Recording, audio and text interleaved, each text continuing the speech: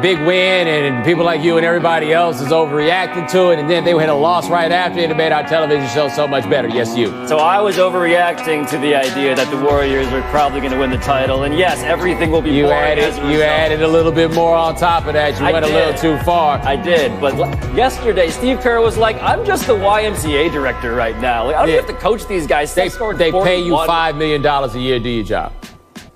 Just a thought. First name. Kyrie Irving dropped 27 points, 18 assists to beat the Raptors, possibly his best regular season game ever. And afterward, the self-appointed leader of the Celtics had a revelation to share. I had to call Bron, and tell him, I apologize for being that young player that wanted to everything at his fingertips.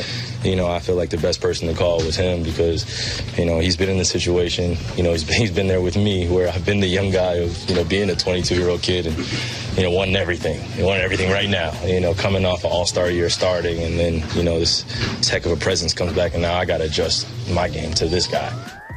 By the way, Kyrie is all of 26. Pablo, if you were one of these younger Celtics, how'd you feel about this? I would feel like this is leadership cosplay, Bo. Kyrie Irving is communicating with me. I'll be Jaylen Brown in this hypothetical. Kyrie Irving is communicating with me by communicating with the media about communicating with LeBron, which means that he's not very good at communication. Because if I'm listening to this, I am thinking to myself, this is just another way for a guy who wants to be something more than he is, which is LeBron James, to tell us without directly telling us, do what I want you to do. But here's what I wonder about this team, though. Is there like a leadership vacuum? Do you have to have a quote-unquote leader? And if you do, who is that person? Because Kyrie seemingly has decided as his belief that he is the best player on the team. Therefore, he should be the leader. This is what he wanted. He wanted a team for him to be the guy in front of. The thing is, you don't go to the front of the room. You're called to the front of the room. And it doesn't sound like these other dudes have called him to be there. And it's crazy because we're talking about all of this after a game that legit was one that I did not think that he was capable of. Incredible game. 18 assists from him is not something I ever thought that I would ever see. The problem, though, to your classroom analogy is that these guys last year were all getting A's, right? They were tremendous students without him. They took LeBron James himself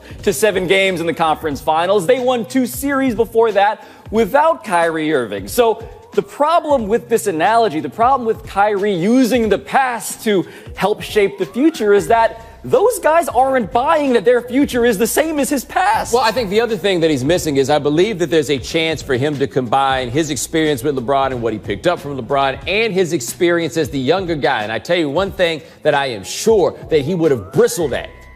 Called them kids again, right? He was like, I was the 22-year-old kid back then. If you're Jaylen Brown, is this dude your daddy? Like, is this what you want to hear? Because Kyrie rightfully bristled at the idea that LeBron was like somehow some surrogate daddy for him. He got his own daddy. He didn't need that. He's now assuming that same place and telling us about it in a way that seems to hide the lack of self-awareness that he's got. Yes, he referred to himself also as a heck of a presence, but funny enough, the way this unfolded was much like you might imagine on the reality television series of the NBA. Apparently, LeBron James got the missed call per Joe Varden of The Athletic. When he was out to dinner with Kevin Love, they were both sipping wine. The missed call comes through. I wonder what that's about. But these Cavs, they do lament the Kyrie Irving that Kyrie is today because they could have used this maturity about, a year ago. Yeah, but I mean, I look at all of this in the way that it's going with Kyrie and look at the Celtics and be like, maybe you stacking all these young assets, maybe you need a couple grown-ups. Next name is Boogie Cousins. The man will debut as a Warrior against the Clippers tomorrow, and he shared some thoughts on his new squad with our friend Rachel Nichols. Let's listen. We're the most hated team in sports. They hate Kevin, they hate me. I think the only guy that really like is Steph. They may hate him as well. They hate Draymond, but it is what it is. So I can't worry about that. Do you agree with Boogie's evaluation? No, and maybe it's just because fresh in my mind as I remember that LeBron run through Miami. Those teams were hated. I don't have any memories of like deafening boos during intros because of the Warriors just on the strength of them being the Warriors. No, I don't see that, but I do see this. If I'm DeMarcus Cousins, of course I think everybody hates me because there've been a whole lot of people throughout his whole public existence that have gone out of their way to say how much they hate him. But this seems to be a manufactured, it's us against the world. Okay, buddy. Yeah, there's some they hate us because they ain't us New England fandom plagiarism that's going on, but the decision cannot be topped. Let's just keep that in mind. Nothing sparked a cultural war and ethical disagreement about loyalty quite like that. So everything pales in comparison. But people seem to be furious at this team, if they are furious, in fact, because they think that they ruined basketball for them, except we go through this every year where basketball is in fact not ruined. In fact, it's still pretty dramatic. In fact, the Houston Rockets can take this team to the brink. But when's the last time you heard anybody actually be furious about the Warriors, right? Was it a couple weeks on Twitter during free agency? People don't hate this team. They don't engender those sort of emotions out of people. They just don't. They don't have the set of guys to do that. Like Kevin Durant, I think he flummoxes people. I think he confuses people. I think a lot of people all around think he's weak. But I don't think he generates a visceral reaction for people in a way to get to a point of being hate. We can't use dislike and hate as perfect substitutes. Yeah, people like to clown on Kevin Durant. I think that is absolutely true. But speaking of visceral reactions, someone who has caused a number of them is Draymond Green. And that guy has a somewhat complicated he hits history. people in the crotch. And like there are people out here who dislike Draymond Green because they was raised right. You know, like in the end, if you were raised properly, that's the sort of behavior that you cannot endorse, you cannot encourage. Yeah, here we go. Yeah, I hate that. Yeah, Steven Adams. Who doesn't hate that? Understandably. Yeah, how can somebody not hate that? That is detestable. That is a horrific behavior. In fact, I can't believe they let him back in the league. Ooh, twice to Steven. Well, Steven Adams, he gets it from just about everybody in the league. Like, that's a guy to dislike. But we don't even hold that against the rest of them guys. Like, don't nobody hate Klay? Does anybody have any emotions about Klay Thompson? No, I feel like people probably love Klay more because he's a space cadet, and people certainly love Steph. And by the way, the kids, I don't know if the kids anywhere really do hate By the way, people team. don't even really hate him like that anymore. He's become like an anti-hero. Well, if he's better than we think, he might be hated soon enough. Come on home, by the way. Next name is Marcus Peters. Yesterday, Peters was peppered with questions about his Week 9 comments directed at Saints coach Sean Payton. If you don't remember what he said, tell Sean Payton, keep talking that shit. We gonna see him soon. You feel me? Fair enough. Yeah. Fair enough. Because I like what he was saying on the sidelines too. So tell him keep talking that shit. And I hope you see me soon. You feel me? And then we gonna have a good little, nice little bowl of gumbo together. See, bowl of gumbo together. And gumbo keeps coming up. Sean McVay, we got him right here. Ooh. So I think we just, like we say, we get a key back this time and... That's Mark Peters. But with the gumbo thing, I mean, Sean McVay just hollered in about soup, but Marcus, does it make it more fun to kind of have, banter like that back and forth? We trying to play a game. We ain't trying to talk about no gumbo. We can talk about all that stuff afterwards. We are. He's pushing and it's not going to get no further. I am having fun. We talking about it right now. We laughing about it, man. I don't think that is something that we need to be pushing towards. That's over the top of the MC championship. That's pushing that we got the number one team in the NFC versus number 2 team in the NFC, and we trying to see what we trying to send to the Super Bowl. How would you evaluate your season? I think we ain't done yet. For you personally? I think we ain't done yet.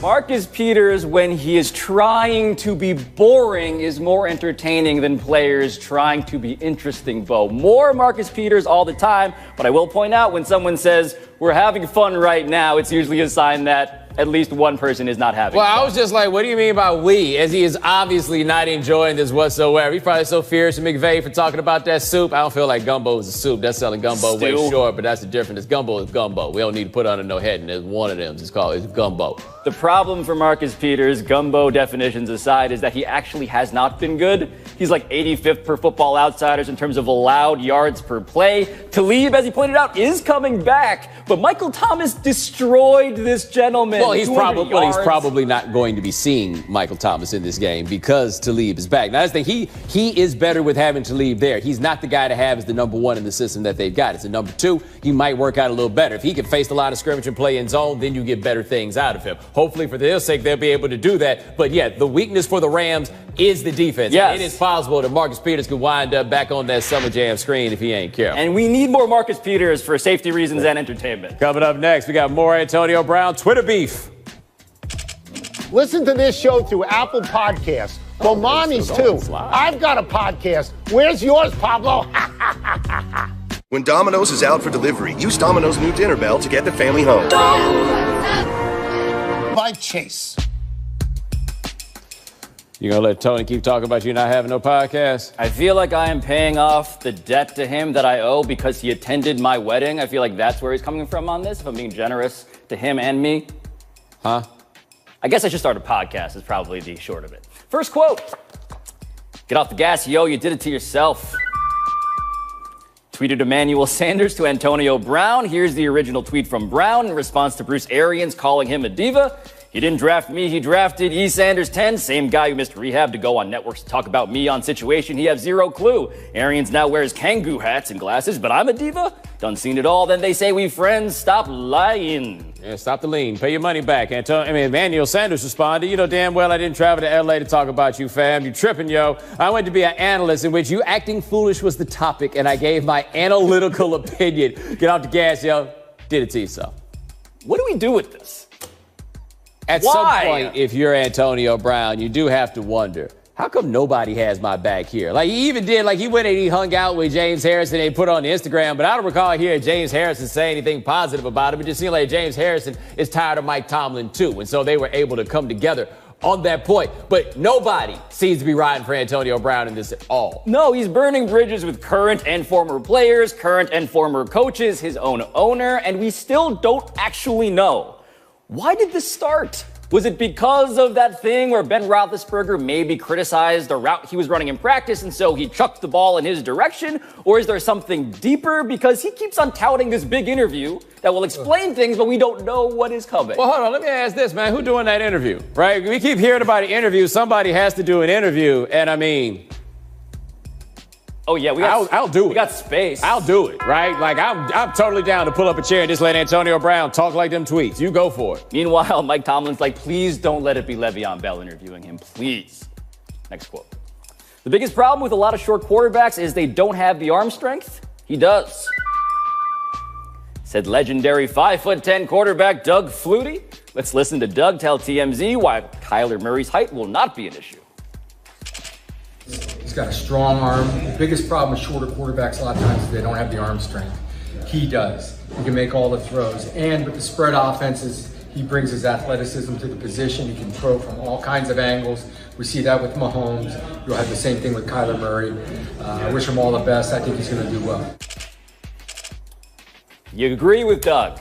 I'm still skeptical of Kyler Murray as NFL quarterback. I do know this, though. It is easier to interpret what Doug Flutie means by well if we know what Doug Flutie believes he himself as an NFL quarterback did well. Now, he is unquestionably a CFL legend, but, you know, he's 5'9" dude. It felt like the NFL didn't give him a fair shake. He eventually made a Pro Bowl, but he was an average kind of sort of NFL quarterback when he was there. If Doug Flutie thinks that his own performance counted as well, then Kyler Murray will be a failure. So you're not even giving Doug Flutie the 5'10" that Doug Flutie is claiming. Oh, he claims 5'10"? Well, this is the whole thing. And by the way, I am in the 5'10" club as well. So maybe what I'm about to say is wildly biased. But I do feel like height is this attempt to capture some variables that's not quite precise, right? If the problem, Bo, is stature, measure weight, not just height. If the problem is batted balls, measure wingspan and release point and not just how tall you are. And by the way, if the problem is, you can't see over the guy, do your eye height from the ground. Don't do height. It's an inaccurate measurement. One topic that football fans love to hammer on is this idea that you got to be a certain height to be a quarterback. And you know why? In this country full of people 5'10" and below. And these people 5'10" and below are too busy and too tired of fighting for credibility every day amongst those of us who actually run the world. So it's like,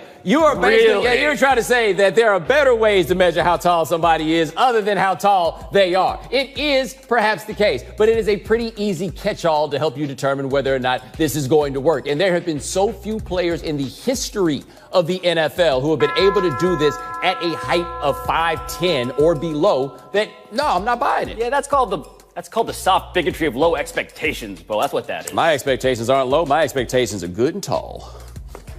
Whoa. Can we put a hell in front of that? Yeah. As new Browns coach Freddie Kitchens, after listening to Cleveland radio host do a Brown Super Bowl cheer. Let's listen to the surprise appearance Freddie made on the Ken Carman Show with Anthony Lima. Hold on a second. Hold on. Freddie Kitchens, is this you? Hey, we are not who they thought we were, but I am who you think I am. I was going to say... Whoa! Encourage it. Can we do it for him? Are we going to do it? I think we'll do it for him, and we'll see if he'll get the gist. Here we go. 3, 2, 1. Super Bowl! Super Browns! Yeah! Can we put a hell in front of that, yeah? Hell yeah! That dude is the head coach of an NFL team. Yes, he is. And by the way, for the Adam Gases and future Adam Gases of the world, that is how you win a press conference. All you got to do is come out and quote Stone Cold, and you too will have approval ratings like this gentleman. I know this, by the way. I'm looking at that coat that he wore to his press conference. They could have gave him an advance on his first check before he went out there to sit in front of everybody. No, this is going to be interesting because none of us had thought anything of him, honestly, since he left Alabama. We didn't know he was the running backs coach. Then he became the offensive coordinator. Now he's the head coach. This is almost like one of those movies where you're like, how'd he wind up getting the head coaching job? I got no idea if he could be good or not. But if he could be good and be fun at the same time, and he looked like the fans. Like when you see him on the sideline in that hoodie, he is the voice of the fans. Baker Mayfield called him an idiot on tape, and it was a compliment. Coming up next, how much of a one-man show is James Harden? We'll tell you. Hey. I heard you moved into a new apartment. Yeah, it's pretty stressful. This music is supposed to relax me, though. Maybe you mellow out of figure out. You're fake Pablo, in case you're wondering. Or Hablo. Don't do that. Today's number, 115. It's how many points James Harden has scored in the last 2 games, 0 of which have been assisted. What does this stat signal to you? What is Mike D'Antoni there for? Right? If Best Delegate's running the defense and all they doing is running the Bel Air Academy offense and rolling the ball out to James Harden, what are they paying Mike D'Antoni to do? This is crazy to me. It's also crazy because the entire reason that you go and acquire other parts, Chris Paul, etc., they're hurt right now, I understand, but the entire reason you went to go get them is because James Harden, by the end of the year, is exhausted because he ISOs this often. Well, not this often because this is more than we've ever seen, but this seems to set him up for the same playoff collapse that we're familiar with every year. Well, he's also, I think, in an interesting situation in that no one's knocking him for being selfish in them doing this, right? It's partially because they're winning and partially just because it's so amazing what he's managing to pull off that none of us are looking at D'Antoni and asking if he's stealing money. None of us are looking at James Harden and asking if this is a winning style of basketball or this is really the way that you should go about it. No, because we look at what that roster is right now, even before the Capella injury, and just be like, I guess this is what it is. We can point to the Chris Paul injury, but this is in effect how they were playing last year at the end. They have just, Mike D'Antoni, 7 seconds or less, has become do what you got to do, James. No one's even asking, Melo couldn't have helped. Melo couldn't have. You telling me I can't do this? Melo couldn't have been Carlton in the Bel Air offense. Really could have just stood there and occasionally throw up terrible shots. Well, that's the thing. Everybody say, well, Melo, the problem is he never adjusted his game to what the modern style of the NBA is. Then there's this guy. Yes. What is this? The modern caveman, the man who is the future of the league while also somehow rewinding the D'Antoni offense back in time. But you hit on something, man. He's going to be burned out by the end of the year. This is just too much of a workload. You can't bang the ball that much and hold up. Impressive, but we know how it's going to end. In closing, Utah's Joe Ingles went on the Woj podcast. He brought all of the confidence, but only some of the honesty. Listen to what I'm talking about here. Was there a point for you where, like, you sensed your opponents starting to treat you differently? Because I'm sure when you first showed up, like, you know, you don't look the part to people. Some people just... I thought I looked good today. I know you look, yeah. But, like, you know, like, and maybe that, and part of it, like, I think fans see, hey, that's me out there. Like, that looks like me playing at the Y. Not like me. I get what you're saying. Like, I don't look... I've got receding hairline, I'm slow, and I'm probably not, like, the most jacked up with abs and all that, but I'm still going to beat you one-on-one. Like, let's be real. Hold on, come on, buddy. Take it all the way. Take it all the way. All those things that he said could apply to Zach Randolph, but don't nobody be watching Zach Randolph thinking that this is me like that. Nah, you know why they underestimating you, Joe. No, this is the curse and the blessing. You're wildly popular, but it's because you get underestimated along lines that you know, but you can't even bring yourself to No, admit. joke is saying we all know what time it is. We know why he getting underestimated. You know how we all know we know? Because them cats on the squad, when they got to explain to their homeboys how they got busted by Joe Ingles, they have to explain. In fact, they call him Joe Ingles to try to throw him off the scent. Like, check this out, too. Joe Ingles, I used to call him Joe Ingles because I lived in Miami, and that's how you say I-N-G-L-E-S. It is. He's calling Blake Griffin a flopper. Screaming for anybody who'll listen. That's what I'm saying, man. Joe Ingles is like, he is no shrinking violet. No, and I love that he is this way. There's Joe Ingles blowing a kiss to the fan. But he is a legitimately good player also. Yes. A 3-and-D guy, like 6'8", will run point guard for a playoff team. Yes. And yet, but you think you're him? Oh, no. If you get the pickup, he's the guy where you'll be like, all right, fine, I'll guard him. Then you're like, hey, man, can you come over here and help? Can you some help? In closing, I would like to see what one of our colleagues at ESPN is doing with his free time. Let's watch. Huh. Little wink from A-Rod. Yeah, because his man is on the camera. Very subtle, all of this. You kidding me? This is outside a yoga studio. It's not like your good picture. First of all, I would never wear pajamas that goofy. Never. I mean, what a tool. Here. She looks nothing like. Oh, that guy's handsome. What happened to the guy in pajamas? Are you? You're not, right? No. That can't be. Hey, nice to meet you.